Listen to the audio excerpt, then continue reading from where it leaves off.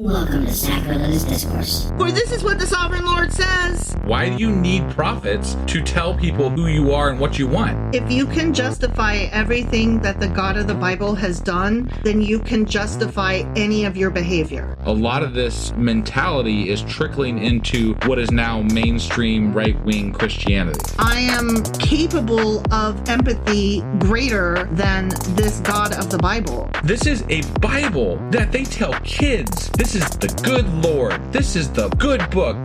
He is fantasizing about murder, mass murder.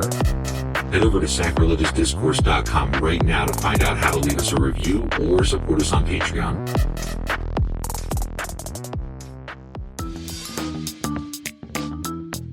Hey there, sinners and saints. It's your favorite Bible-bashing duo from Sacrilegious Discourse, and we need your help. That's right, folks. We're raising funds for some heavenly equipment and a studio that doesn't sound like it's in the depths of hell. Our current setup, let's just say it's more apocalypse than audiophile. So if you want to hear us dissect the Bible without the background noise of demonic squirrels, chip in a few bucks. We're aiming for $5,000 to upgrade our audio and build a studio worthy of blasphemous banter. Donate today and help us spread the good word of atheism. You can find a link right on our homepage, sacrilegiousdiscourse.com. Every dollar counts. Even if it's from your collection plate.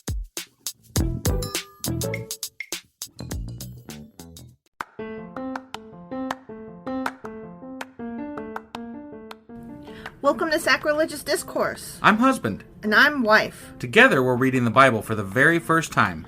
We grew up without religion and wanted to know what all the fuss was about. Well, what have we learned so far? That God is a dick, and apparently some people believe in talking donkeys? We're not trying to pass ourselves off as experts. Nope, we're just reading the Bible for the first time and giving our first take reaction. If you'd like to join us in this venture, you might consider starting at episode 1. Otherwise, jump in wherever you like. All right, let's go read the Bible. Yeah, let's get to it. Husband! Wife! Do you know what we're doing? Yeah, it's Sunday and we're doing the... Sacrilegious Book Club. Yeah. And so what are we going over today? Well, we are still reading a treasury of Jewish folklore. Stories, traditions, legends, humor, wisdom, and folk songs of the Jewish people. Edited by Nathan Ozubel. Okay. And what are we getting into exactly today? Today we are going to be getting into martyrs, which is the subsection that falls under holy men, which comes under heroes, which is the second part, as opposed to the first part, which was Jewish salt. Okay. Do you remember all that? Yes. I don't believe you. So martyrs then. Yeah, martyrs. All right, let's go do this. Okay, go.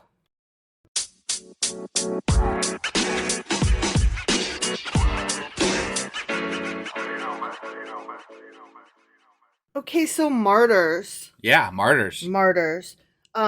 Like many of the sections before, this one comes with an introduction. Oh boy. Which starts on page 145. All right. And I'm going to read a few lines from it because it really summarizes pretty well what we're getting into here. Okay. Okay? Yep. There is no kind of piety in the Jewish traditional conception that equals that of the martyr, nor does it consider that there is a righteousness or heroism that can compare with offering one's life in defense of the Jewish people. Okay? Okay. Okay, so they take their martyring very, very important stuff. Got it. Okay? Got They it. take it very seriously. Yep. Okay, and then it says some other stuff, and I'm going to skip down here to another couple lines here. The weak and the irresolute could not muster the necessary moral strength for the ordeal that, given what we're referring to is all of the stuff that the Jews have been through. Right. That's what the quote-unquote ordeal is. Got it. So they sought a dubious safety and conformity. So the weak and irresolute could not muster the moral strength, meaning they gave in. Got Okay? it. So they sought a dubious safety and conformity. But the overwhelming majority remained loyal to their faith because they lived by principle. They preferred to die a martyr's death. Although the Jewish religious law against suicide and infanticide was implacably stern, the rabbis nonetheless lifted the ban against it in times of supreme trial, for it was morally more endurable to die by one's own innocent hand than to submit to the enemy like a sheep that is led to the slaughter. During the excesses against the Jews at the time of the Crusades, entire communities perished together. Jesus. Yes, with the prayer on their lips as they locked themselves in their synagogues and set fire to them. Holy hell. Right? In the English town of York, for instance, almost the entire Jewish community of 500 committed suicide rather than accept conversion. Oh my God. Yeah, and they, did not have to talk each other into it. They all, this was, we will do this. Crazy. Rather than capitulate. Right. That's, wow. Yeah, that is dying for your faith right there. There's some history there that would be somewhat interesting, actually. Yeah. Maybe. Yeah. Sounds like. Yeah. So then down towards the end, the final paragraph reads, folklore based on historical experience is generated but slowly in our sophisticated age. Who can doubt that a vast body of legendary lore in both song and story will ultimately emerge from the terrible ordeals which the Jewish people underwent at the hands of the Nazis during World War II? The 6 million martyrs who were tortured, shot, buried alive, hanged, and burned in an orgy of criminal bestiality never before known in history, have left behind in them the scarred memory of their people, the raw materials of a staggering martyrology which needs but the passage of time to be transmuted into folklore. Yeah. Even though what we are reading, the scope of our podcast, it comes from time well before World War II. Yeah. I felt like because we are reading Jewish stories, that final paragraph there really does bear importance I think, reading this. You saying that, it brings up a point that I've thought about it often, and that's that we're talking about the Old Testament a lot, which is, the Jewish people and, Israelites and what have you. And there is, it's touch and go how it's received sometimes, as far as you can be looked at as anti-Semitic for, saying things that are against God or against the Israelites and things like that. Right. And I don't know, we have to be able to talk about things, right? Right. And it is it's the biggest tragedy. The Holocaust is beyond words. It's beyond anything. Right. And obviously, there is a lot of empathy on both of our parts for what happened to the Jewish people during the time of the Nazis. But at the same time, the book that they have as their religious text affects us still today, and it has to be discussed. Right. I think it's a matter of holding, and I see this quite often in regards to so many things. We have to be able to hold two diametrically opposed ideas in our head at the same time, which is that anti-Semitism does not fly. It is not okay. Really, you could place that with anything. Anti-anything is not... Sure. Unless it's against somebody that's hateful, and right. Anti-trans, anything is not okay. Yes, I totally agree. You have to be able to accept people for who they are and who they choose to be. Right. And I also have to be allowed to criticize their religion. Right. No, just because you accept them does not mean you cannot criticize them. Sure. We can accept somebody and still criticize them. I love the hell out of you, and I criticize you all the time. Fuck yeah, you do. So I can have great respect, admiration, and empathy for the Jewish people and still think that their religious text is kind of wonky. Yeah. No, that's how I feel about it. Especially as pertains to it being the precursor to Christianity as we know it today. Right. Which is the real problem. Well, and it's the precursor to Islam, too. Sure. So, which is another issue. Yeah. Altogether. Yeah, that we're not quite prepared to get into yet, but will. Technically, it's the precursor to Mormonism, too. Oh, God. Do we have to? I'm just saying. That's That's There's just a that. silly club. Yeah, right. The yeah. Mormons. I don't even count them as a real religion, honestly. I know I'm a horrible human being. I've already been told I'm going to hell, though. So, Right, you know, right. what else can you do to me? My Yeah. credit isn't great. We've been to hell. Don't forget. We have been Yeah. to hell. Yes. So, with all that being said, let's jump into some of these stories. Sure. This first one I'm going to read is called The Prayer of the Ancestors on page 149. Okay. And it happened in those dark days of bloody terror, the groans of the people rose to the very throne of God, and the halls of heaven resounded with lamentation. O Jeremiah, Jeremiah, go and let the ancestors know of your people's grief. Call them forth from their graves, that they may raise their voices in sorrow, since they have the power to weep and supplicate. Which, let me interrupt here for a second. Sure. Jeremiah, I believe, is one of the books we will be reading here shortly. Okay. So, All right. interesting. Yep. And behold, following the bidding of the celestial voice, the grief-stricken prophet wandered along the desolate banks of the Jordan, crying aloud, O Moses, son of Amram, rise from your grave and look after your flock. In the distant plains of an alien land, your people again lives in slavery as it did in your days. Again it is being strangled with the halter of humiliation. Everyone tramples upon it with his feet and fancies he is doing a noble deed. Murderous mobs fall upon the houses of your children, plunder and kill. Despair grips the soul of your people, and its eyes are full of anguish. O Moses, Moses. An outcry of horror and grief rent the breast of Moses, and he hastened to inform the ancestors. They gathered and sat down upon the temple ruins. The gloom of desolation veiled the heavens. Wait, I have to stop you for a second. Mm-hmm.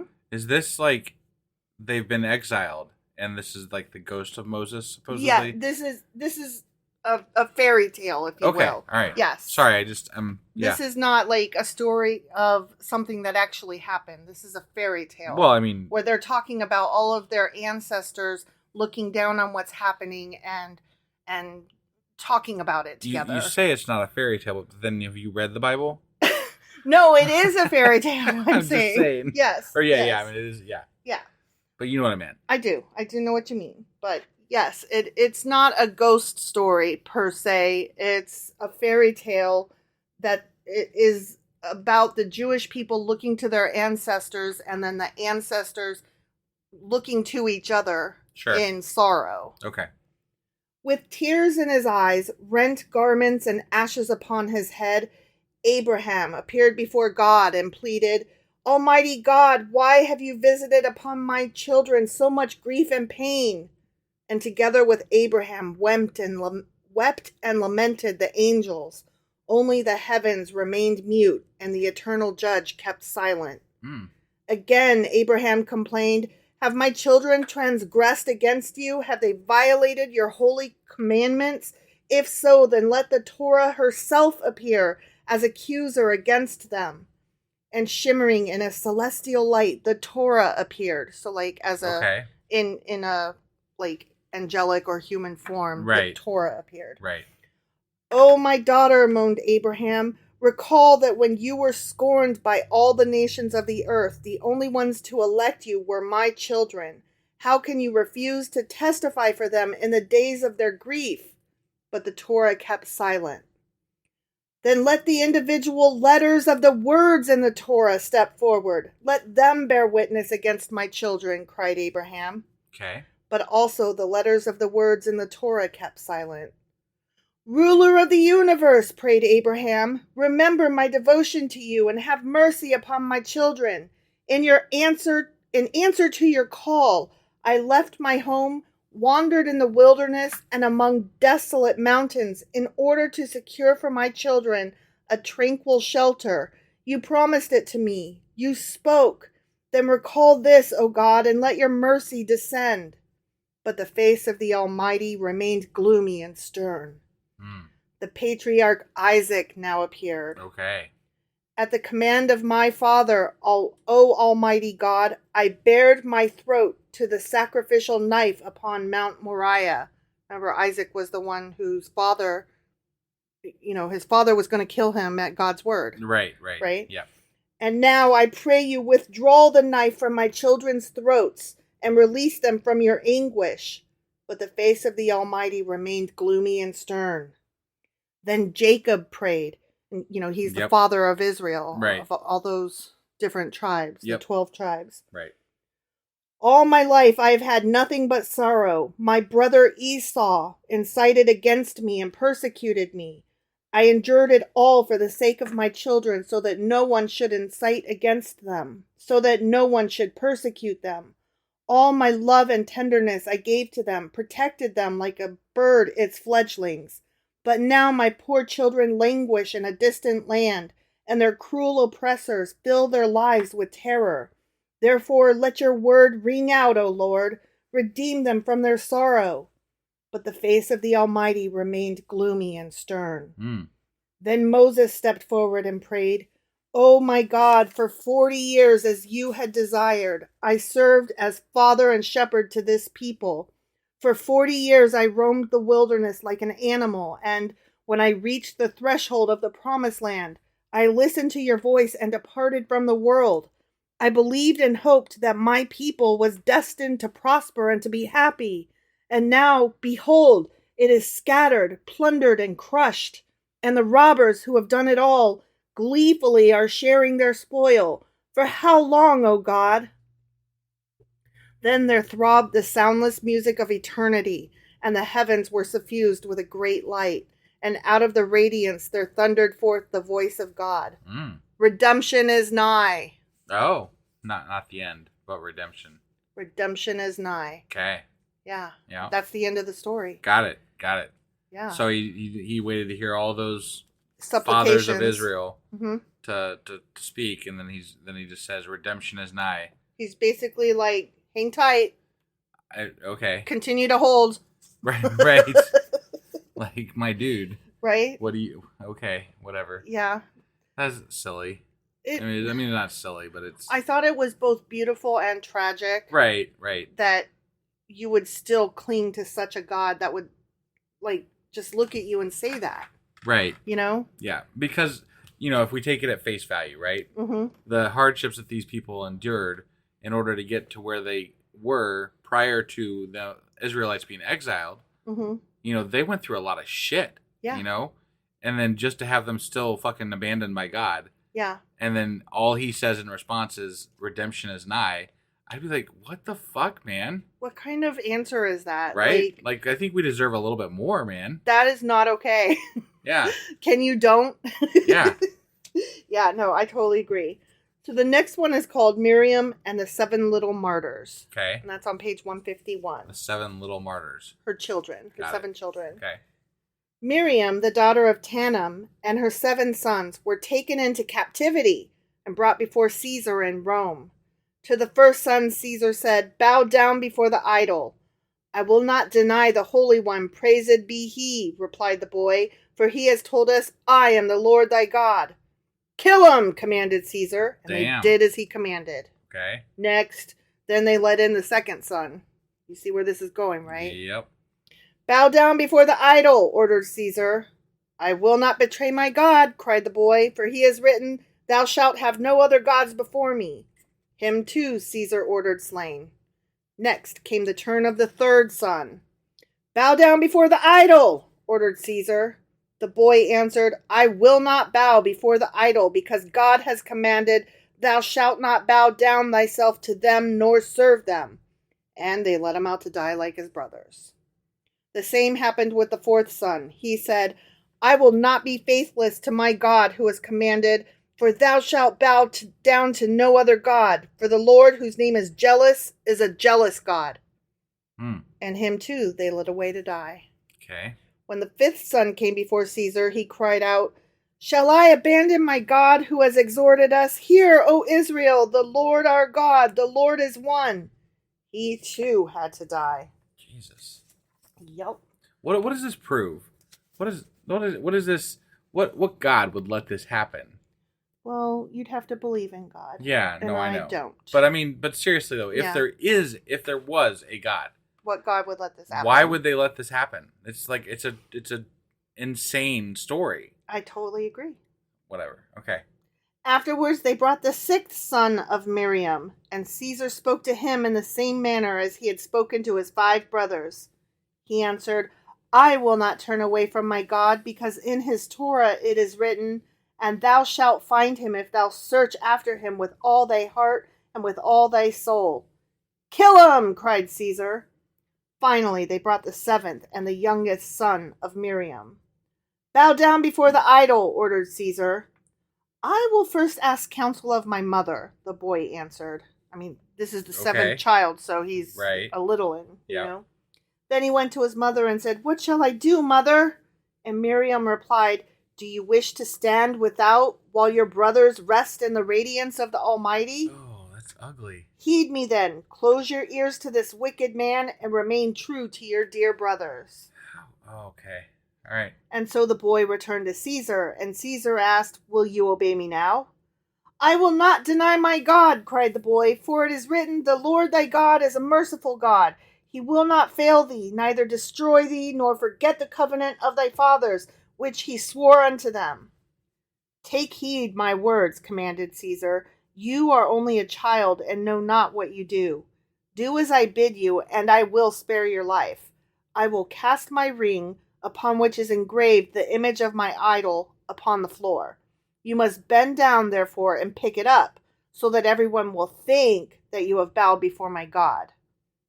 So he's trying to give the kid... give him an out. Yeah, right. yeah. Woe to you, O wicked king, replied the boy.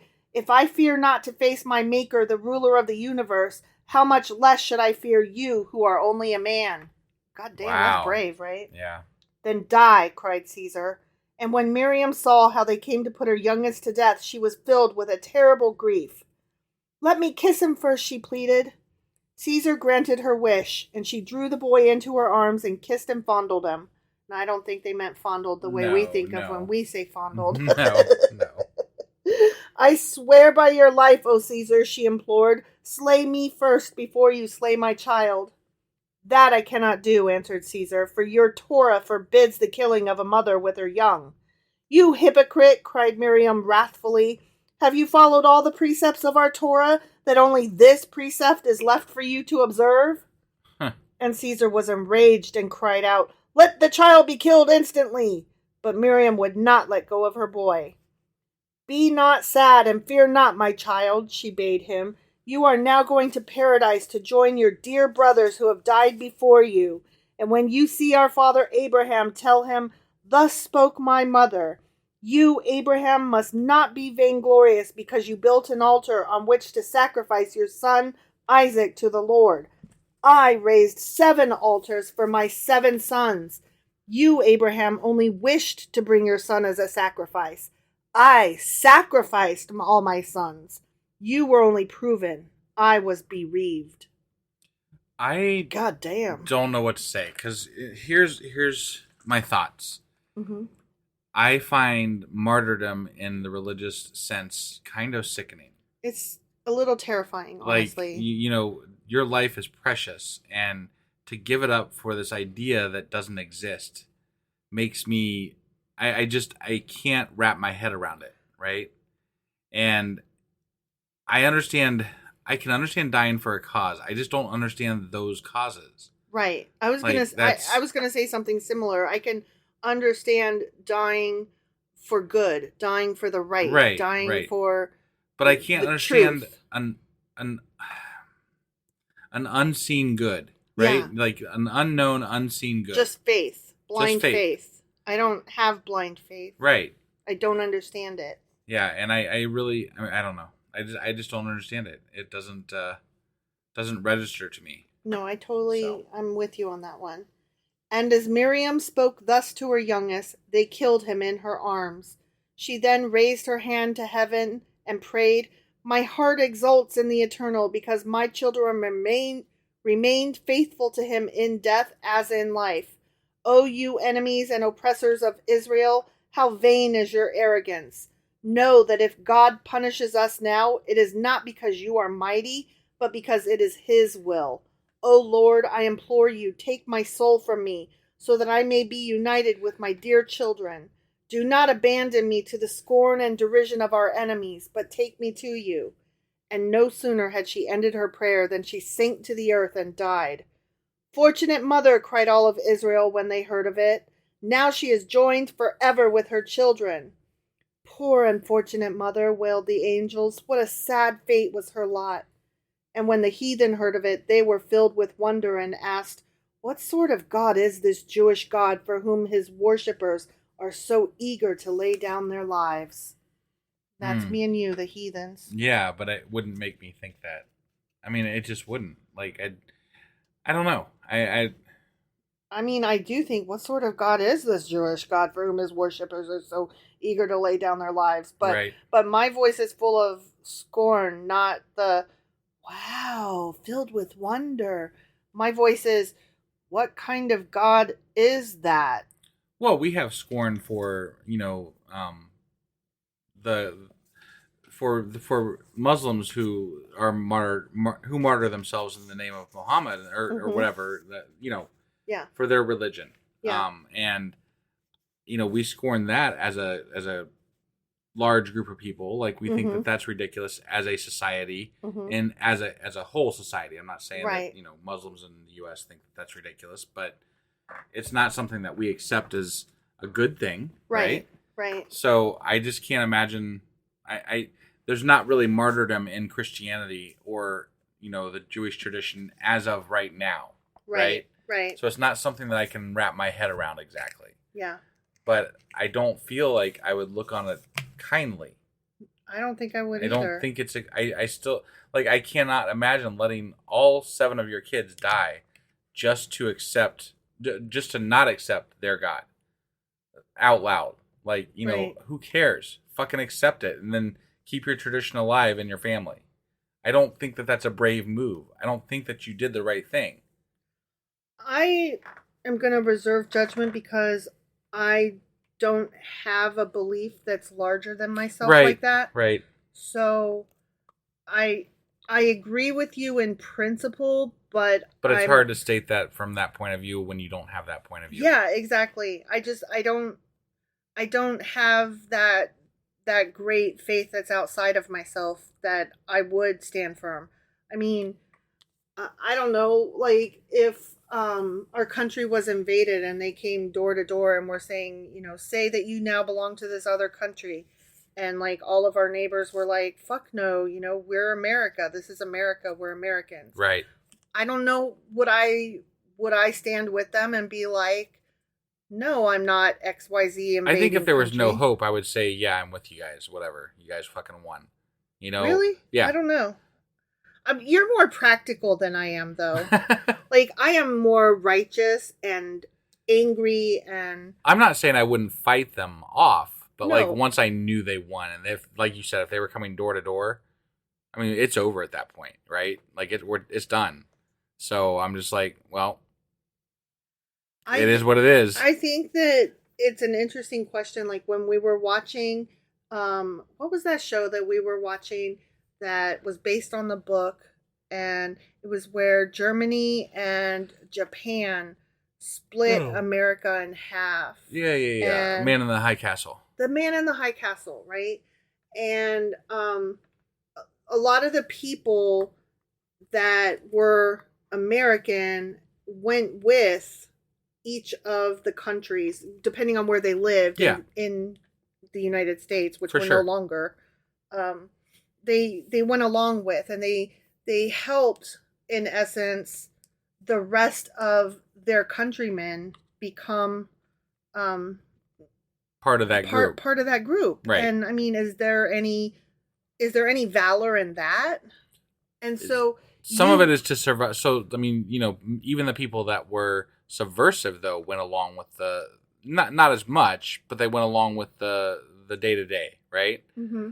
In order to survive and fight another day subversively. Right. Right? Like, there's some merit to saying, well, I'm just going to survive the day and figure this out tomorrow. Put your head down and Right. barrel through. Yeah. I don't know. I don't know that I could do that. Like, I'm too angry. I rail against capitalism and corporate America. Right. And that is a country that I am part of. Sure. A system I am part of. I cannot imagine me just being silent in the face of oppression, even if it meant to protect my own life. Right. I don't know. All right. Well, I got a couple more here. The martyrdom of Rabbi Hananiah on page 154. Okay. When Rabbi Yosef fell sick, Rabbi Hananiah visited him at his bedside.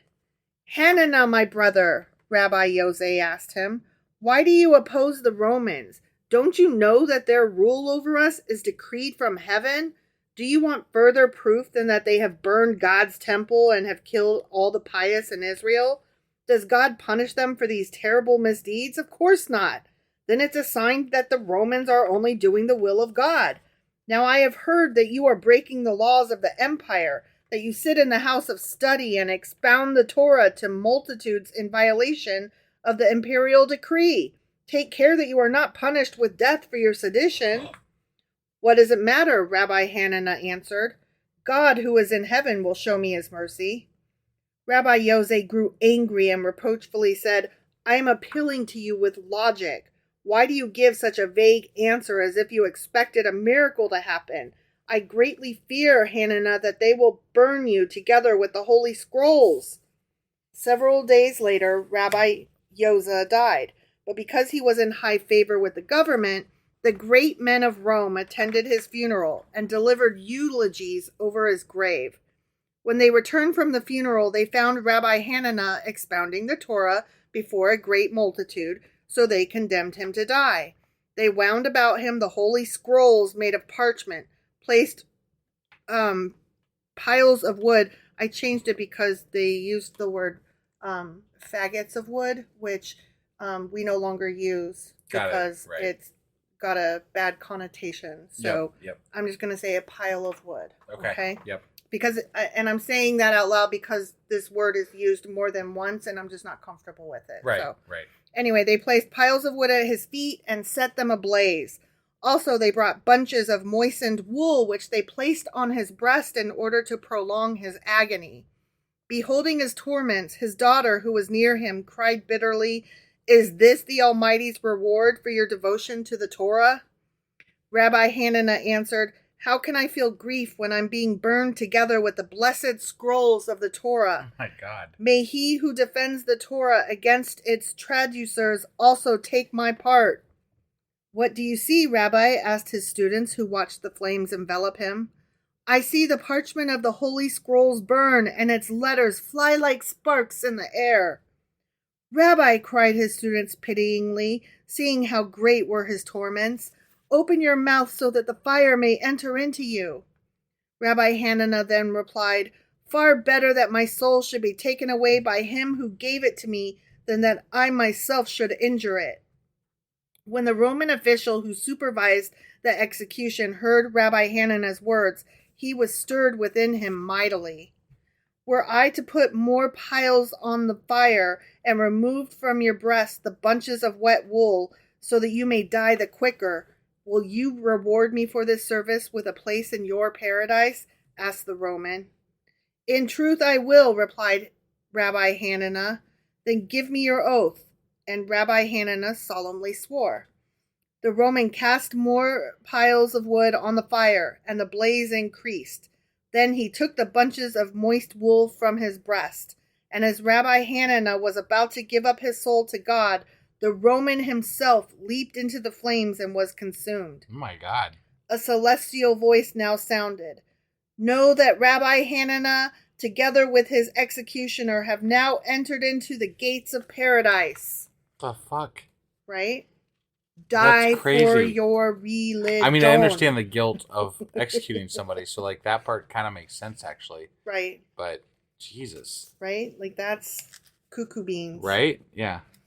Okay, this is the last one. On page 156, we're going to read Rabbi Tanum is thrown to the lions. Okay. The emperor once said to Rabbi Tanum, Let your people and mine become one nation. By your life, O emperor, what a wonderful plan that is, cried Rabbi Tanum. But inasmuch as we Jews are already circumcised, we cannot turn heathen. For this reason, let your people be circumcised and be like us. What does it matter whether you're circumcised or not? Because they're saying, let's be one. Well, Yeah. we can't be like you because our dicks are chopped. We can't unchop our dicks. So in order to be as one, y'all are going to have to chop your dicks. Got it. Okay? Okay. Well said, replied the emperor ironically. But he who bests an emperor in argument deserves to be thrown to the wild beasts. So they threw Rabbi Tannum to the wild beasts, but they did him no harm. All who witnessed this marveled at the miracle. Huh? Did you know that somebody died recently, like within the last, I don't know, I think it's been within the last 20 years. There was like a person who thought that, God would protect them from the lions, so he went into a lion thing, serious? and then he got mauled by lions and What? died. Yeah. That's crazy. Where did that happen? I'd have to look it up. I've heard of it, but yeah, it's a thing that happened. Oh my goodness, that is stupid. Right? Yeah. However, among them was a freethinker who did not believe in miracles. That was me. I was there. Right. So he derisively explained the incident in this ways. The wild beasts aren't hungry. That's why they don't eat the Jew. In order to test the truth of the freethinker's words, the emperor cast him to the wild beasts. They devoured him forthwith. The end. I thought that was a good one to end on. I mean, that's funny, but it hasn't worked out so well in the past for people that think that. So right, exactly. Whatever. All right. Well, that was our book club for today. Yes, it was. And we'll be getting the weekly replay out here in just a little bit. And then tomorrow we'll be back with Esther chapter 4. That is right. Awesome. All right, guys. We'll see you then. Bye.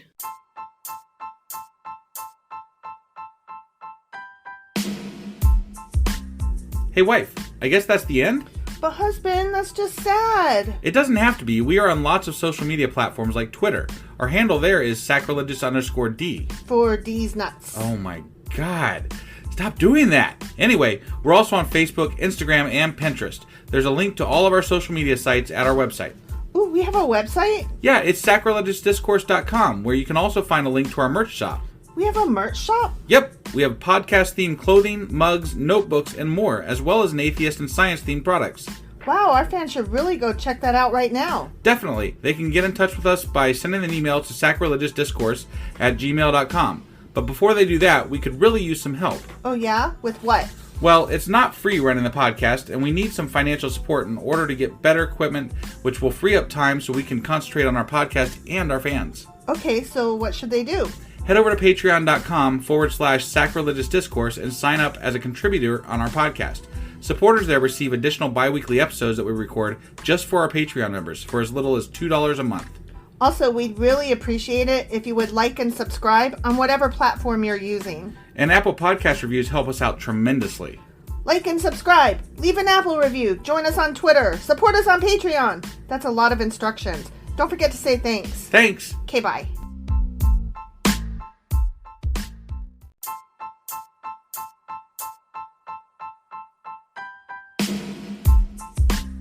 Hey, wife, I guess that's the end? But husband, that's just sad. It doesn't have to be. We are on lots of social media platforms like Twitter. Our handle there is sacrilegious_D. For D's nuts. Oh my God. Stop doing that. Anyway, we're also on Facebook, Instagram, and Pinterest. There's a link to all of our social media sites at our website.